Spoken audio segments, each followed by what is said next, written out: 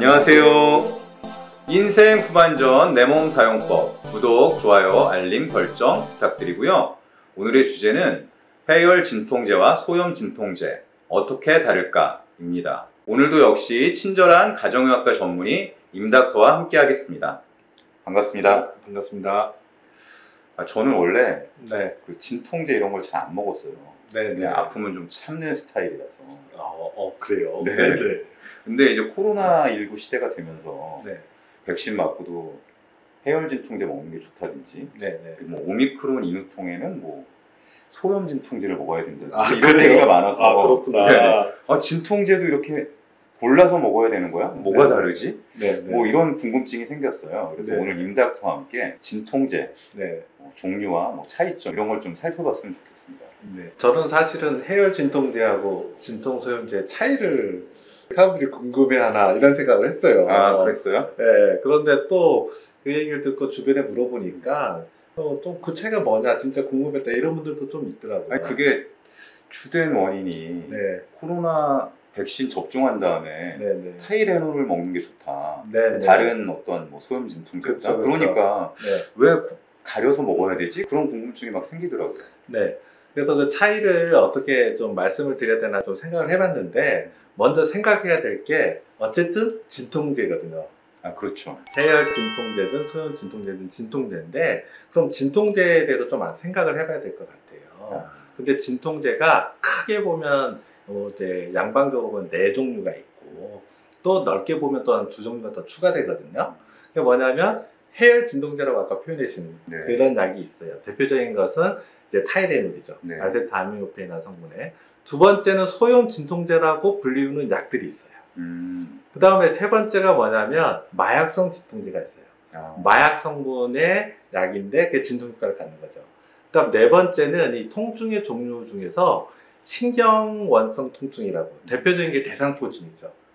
대상포진이 신경손상을 일으키잖아요. 그렇죠. 또는 말초신경병 이런 걸로 해서 신경손상에 의해서 통증이 생긴 경우에는 앞에 말씀드렸던 진통제도 쓸 수 있지만 이 신경손상에 의한 통증에 특화돼서 쓸 수 있는 또 이런 진통제들이 있어요. 대표적인 약들이 이제 뭐 가바펜틴, 뭐 프레가발린이라는 성분의 약들이에요.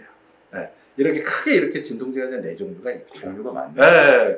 근데 또 이제 진통제라고 말하기는 좀 어렵지만 스테로이드가 이 항염증 작용을 일으키거든요. 네. 항염증이 작용이 있으면 염증이 가라앉으니까 통증도 가라앉잖아요. 그러겠죠. 특히나 이제 그 관절염 중에서 루마티스 관절염 이런 종류의 약들은 이런 스테로이드가 그러니까 결과적으로는 진통 효과도 가져오거든요. 그리고 한방 제제 또는 뭐 생약 제제 이런 성분으로 해서 뭐 소염 진통 이런 약들이 있어요. 네. 그러니까 이렇게 보면 진통제가 크게 4가지가 있고 또는 뭐 합쳐서 크게 보면 또 6가지라고도 말씀드릴 수 있는데 근데 이제 마약성 진통제나 그 다음 신경손상에 의한 이런 통증에 대한 어떤 약들은 조금 우리가 지금 얘기할 약들은 좀 아니고 그리고 그거는 처방 없이 구할 수가 없고 대부분이 전문의약품이죠. 스테로이드도 마찬가지고. 그래서 이제 우리가 약국에서 일반 의약품이라 해서 약국에서 바로 구입할 수 있는 진통제가 크게 보면은 해열 진통제하고 소염 진통제가 있다. 그러다 보니까 이 약들이 뭐가 다르냐 이렇게 자꾸 묻는 것 같아요. 네, 저도 이제 생각해 보니까. 네. 약국에 가면 이제 해열 진통제나 소염 진통제는 이제 쉽게 구할 수 있는데 뭔 차이가 있을까 이런 게 궁금한 거죠. 근데 이제 일단은 그 보면 진통은 당연히 통증에 대해서 효과를 갖습니다. 통증을 가라앉히는 약. 그러니까 둘 다 통증을 가라앉히는 약이라는 거예요. 그런데 그 약이 또 다른 효과도 갖는 거예요. 예를 들면 해열이라고 앞에 붙었는데 이거는 뭐냐면 열을 가라앉히는 거죠. 참고로 말씀드리면 오한이라고 하죠. 열날 때 막 추운 듯이 떨리잖아요. 그렇죠. 그래서 뭐 우리나라는 그럴 때 뭐 이불을 덮게 하는데 외국에서는 뭐 이불을 벗는다 뭐 이런 얘기가 있죠. 어쨌든 이 오한도 발열, 즉 몸의 체온이 올라갈 때의 증상이에요. 이런 열을 낮추고 오한도 가라앉히는 효과를 해열 효과라고 하죠. 그 다음에 소염, 이거는 항염증 효과예요. 우리 몸에 생긴 염증을 반대하는 가라앉히는 효과를 갖는다는 거거든요. 그런데 이제 둘 다 이제 진통 효과는 갖는데 어떤 약은 소염 효과를 안 갖고 해열 효과만 갖는 거예요. 아, 그게 해열 진통. 네, 그래서 타이레놀, 그러니까 성분으로는 아세트아미노펜인데 이 약을 이제 해열 진통제다 이렇게 구분해 놓은 거고요. 그다음 흔히 말하는 소염 진통제라고 하는 약들이 있죠. 네. 이 약은 그럼 해열 효과를 안 가지느냐? 이름만 보면 아닐 것 같아요. 아닙니다. 아, 그래요? 해열 효과를 가집니다. 아, 해열 효과도 가지는데. 더 정확히 말하면 해열 효과도 가지고 소염 효과도 가지고 진통 효과도 가져요. 오, 그래서 굳이 표현하려면 해열 소염 진통제라고 말해야 돼요. 그런데 좀 길잖아요. 네. 그래서 제가 추정하기에는 그건 너무 길고, 그러니까 소염 효과는 요 약만 있다. 그래서 아마 소염 진통제라고 말하는 것 같아요. 또 임닥터 말 들으니까 그렇게 좀 이해가 네, 되네요. 네. 따지고 보면 해열 진통 효과는 다 있잖아요, 둘 다. 그렇네요. 네, 임닥터 설명을 들으니까 딱 알겠네요. 둘 다 해열 진통 작용이 있는데 네. 소염 진통제에만 소염 작용이 있다. 그럼 이제 차이점을 잘 알겠는데 네. 그냥 일반인의 입장에서 궁금한 거는 내가 아플 때 네. 어떨 때 해열 진통제나 소염 진통제를 먹어야 되느냐, 네. 또 증상에 따라서 처방이 달라지느냐, 그렇죠. 이게 궁금하거든요. 아, 그렇죠. 그러니까 그러면 보세요. 둘 다 해열 진통 효과는 다 있잖아요. 네. 그러니까 열이 났을 때는 둘 다 쓸 수 있다는 거예요. 아, 둘 다 복용할 수 있고. 열만 났을 때는. 그러니까 열이라고 보면 그 다음에 통증이 있다. 내가 아프다. 몸이. 그때는 둘 다 사용이 가능해요. 그러니까 뭐 몸살이 났다든지. 그렇죠. 그런데 아까 봤지만 소염 진통제는 항염증 효과가 있다고 네. 했잖아요. 그러니까 관절에 염증 생겨서 관절염일 때, 어디 부딪혀서 타박으로 생기는 통증. 이럴 때는 진통 효과만 따지면 타이레놀도 쓸 수 있어요. 그런데 그 염증까지 줄이겠다 이러면은 소염 진통제를 써야 되는 거죠. 네. 그게 이제 첫 번째 차이라고도 볼 수 있어요. 그럼 두 번째 드는 의문이 제가 보기엔 있을 것 같아요. 둘 다 해열 진통 효과가 있잖아요. 그러면은 뭘 쓸 거냐? 그렇죠. 뭐 어떤 통증일 때, 어떻게 열날 때는 그럼 어느 걸 먼저 쓸 거냐? 이런 고민이 들 수 있잖아요. 네. 그런데 대부분의 경우에는 해열 진통에서 첫 번째로 의사들이 권하는 약은 해열 진통제라고 말하는 타이레놀입니다. 아, 특별한 이유가 있을까요? 왜냐하면 부작용이 적거든요. 아, 부작용이 적다. 네. 아세트아미노펜이라는 약은 고용량까지도 비교적 안전해요. 아, 이런 측면이 좀 있고, 그 다음에 이제 부작용이, 대표적인 부작용이 간 부작용이거든요. 간 독성. 그러니까 간이 안 좋을 수 있어요. 그래서 뭐 인터넷 보면 뭐 매일 술을 드시는 분이나 뭐 술을 드시는 후에는 타이레놀을 피하는 게 좋다 이런 말들이 좀 오거든요. 그럼에도 불구하고 비교적 안전해요. 그렇기 때문에 일반의약품으로 흔히 쓰이는 거죠. 그래서 우리가 통증이 있다 그러면 해열 진통제로 타이레놀로 먼저 약을 충분히 올리고, 그러고도 통증이 지속되면은 소염 진통제를 쓰는 게 맞는 거죠. 이 약은 둘 다 쓸 수 있어요. 중요한 거는 둘을 같이 복용할 수 있다는 거예요. 아, 두 개를 같이 먹는 예, 예. 그러니까 예를 들어 열이 난다. 그러면 당연히 부작용이 덜한 타이레놀을 먼저 드시는 거예요. 그런데도 열이 안 떨어진다. 소염 진통제 같이 드셔도 됩니다. 아, 그렇군요. 예. 이거 그러니까 순서라고 생각하시면 돼요. 순서라고. 그리고 반면에 통증이다. 마찬가지입니다. 같이 드셔도 됩니다. 예, 예. 그러니까 통증이 심하다. 타이레놀을 먼저 드시고 그러고도 통증이 해소되지 않으면 소염 진통제 드셔도 되죠. 어느 게 더 효과가 세냐, 뭐 여러 상황들이 있을 수 있어요. 그런데 왜 소염 진통제를 먼저 권하지 않느냐? 부작용이 있기 때문에.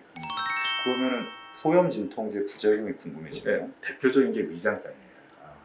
이 진통 효과를 나타내는 그 기전이 있는데 그게 뭐 프로스타글란딘이라는 그 몸 안에 있는 어떤 성분의 대사와 관련이 있어요.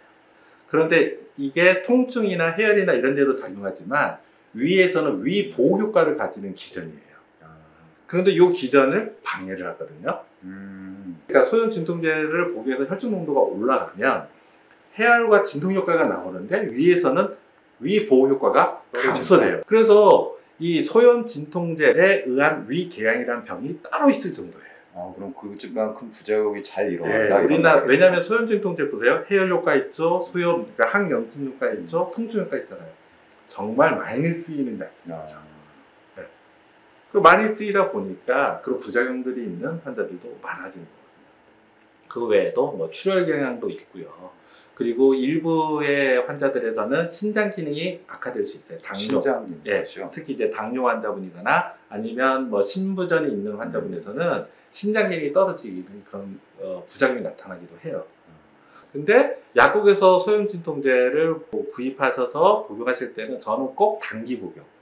얘를 뭐 하루 이틀 또는 뭐 길어도 3일 이렇게 복용해서 좋아질 정도면 뭐 될 수 있는데 만약 이 장기 복용 그 이상 복용하게 되면은 저는 좀 진료를 보시고 예, 하시는 게 좋다 이렇게 생각이 들어요. 그래서 이제 약을 장기 복용할 경우에 특히 이제 그 소염 진통제 같은 경우에는 이 위장 보호에 관련된 약을 추가로 하는 경우도 있고, 그 다음에 이제 전문의약품 중에서는 위장 장애가 적은 소염 진통제가 개발됐고, 그리고 더 최소 이 부작용을 줄이는 약들이 계속적으로 연구되고 있거든요. 네. 근데 그게 이제 소염 진통제입니다.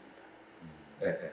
그럼 이제 위장 장애를 느끼거나 이러신 분들은 그냥 약국 가서 일반 의약품으로 소염 진통제 사는 것보다는 네. 병원에 가서 의사한테 처방을 받아서 그러니까 이게 이제 소염 진통제를 어떻게 드시냐에 따라서 그러니까 정말 제가 한 1, 2년 만에 또는 1년에 한 번 아팠어요. 네. 그래서 한 3일 내지 뭐 5일 정도 드셨어요. 그리고 그러니까 드실 때 속이 좀 쓰려요. 이런 정도면 뭐 속쓰림이 뭐 일상생활을 이제 저해할 정도가 아니면 굳이 또 진료를 보실 필요 없고, 또는 통증도 좋아지고 뭐 열도 좋아지고 해서 약을 소염 진통제를 끊었더니 위장장애가 좋아졌어요. 속도 편해졌어요. 네, 뭐 그런 정도면 진료 보실 필요는 없죠. 네. 그런데 이제 뭐 예를 들면 직업적으로 계속적인 근골격계에 무리가 간다던가 아니면은 어쨌든 이 통증이 만성 통증이 있다던가 뭐 단기간 드셨지만 지난주에도 먹고 이번 주에도 먹고 뭐 이러시는 분들, 또는 계속 장기 복용하시는 분 중에서는 위장 장애가 생길 수 있죠. 그런 분들의 경우에는 진료를 꼭 보셔야 됩니다. 네, 잘 알겠습니다. 그런데 네. 또 궁금한 게 네. 뭐 저 같은 경우는 진통제를 워낙 안 먹어서 걱정이 없지만 네. 또 이제 조금만 아프고 뭐 열나고 그러면 또 약을 또 즐겨 드시는 분들이 있거든요. 그렇죠. 네. 근데 그런 분들 보면 저러다가 내성이 생기면 어떡하지? 뭐 이런 쓸데없는 걱정을 좀 하고. 아니요. 근데 굉장히 많이 들어요. 네. 굉장히 많이 듣고 걱정도 하시고. 결론적으로 말하면 이제 어쨌든 이론적으로는 타이레놀, 즉 해열 진통제, 그 다음에 소염 진통제 모두 둘 다 내성은 없는 것으로 되어 있어요. 아, 그래요? 네. 내성은 없는 것으로 되어 있는데, 문제는 이제 만성 통증을 유발하는 이제 병을 가지신 분들 중에서는 병들이 이제 진행하는 경우들이 있죠. 관절염 같은 경우가 대표적이죠. 네. 어쩌면 시간이 지나면서 진행하잖아요. 그러다 보면 통증을 가라앉히기 위한 약물의 요구량이 느는 경우가 많잖아요. 그래서 말씀하신 것처럼 내성이 생긴 거 아니냐 이렇게 많이 생각하시는 경우가 있는데, 사실은 대부분의 경우에는 내성이라기보다는 통증 자체를 일으키는 것이 더 심해지거나 진행되는 경우가 많다, 이렇게 말씀드릴 수 있을 것 같습니다. 제가 이해한 걸 정리해 보자면 증상이 진행되면서 네. 요구량이 더 높아지기 때문에 네. 내성이 생긴 것처럼 오해할 수 있다. 그렇게들 많이 또 생각하시죠.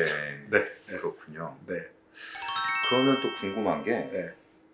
이 두통, 치통, 생리통 이런 식의 통증들 있잖아요. 대표적으로 이제 광고 나오죠. 네. 네. 근데 그 통증별로 네. 그걸 구분해서 먹어야 되는지. 그렇지는 않고요. 그러니까 아까도 말씀한 해열 진통제, 소염 진통제 다 진통 효과가 있잖아요. 다 해열 효과도 있고, 그렇기 때문에 사실은 세 경우 다 타이레놀을 먼저 드실 수 있어요. 그런데 세 경우 중에서도 이제 생리통의 경우에는 네. 사실은 타이레놀보다는 여기 말하는 소염 진통제, 그 중에서도 특히 이제 이부프로펜 계열이 좀 먼저 드셔보시는 게 좀 많이 권장돼요. 그게 좀 더 효과 있다, 이런 연구가 있고요. 그 다음에 소염 진통제의 종류가 좀 몇 가지가 있어요. 그래서 만약 이부프로펜을 드셨다가도 이거는 내 생리통의 호전 조절이 안 된다, 이런 경우에는 다른 계열의 소염 진통제로 바꿔 드시는 게 좀 더 나아요. 네. 그리고 그 소염 진통제 항염증 작용이 있잖아요. 네. 치통의 특징이 보시면은 구강이 그쪽이 안 좋아지면서 염증이 생긴 거잖아요. 그렇죠. 그래서 그런 치통의 경우에도 소염 진통제가 좀 더 나은 거죠. 네. 그래서 가벼운 통증의 경우에는 그냥 해열 진통제도 다 돼요. 근데 심한 통증이 되면 염증을 동반하는 경우에는 소염 진통제가 낫다, 이렇게 표현할 수 있고, 가벼운 경우는 타이레놀로 충분합니다. 네. 네. 네, 오늘은 친절한 가정의학과 전문의 임닥터와 함께 해열 진통제, 소염 진통제의 차이에 대해서 살펴봤습니다. 임닥터 이야기를 들으니까 이 진통제를 잘 알고 증상에 맞게 그리고 남용하지 않는 게 중요하겠다는 생각이 듭니다. 긴 시간 시청해 주셔서 감사합니다. 감사합니다.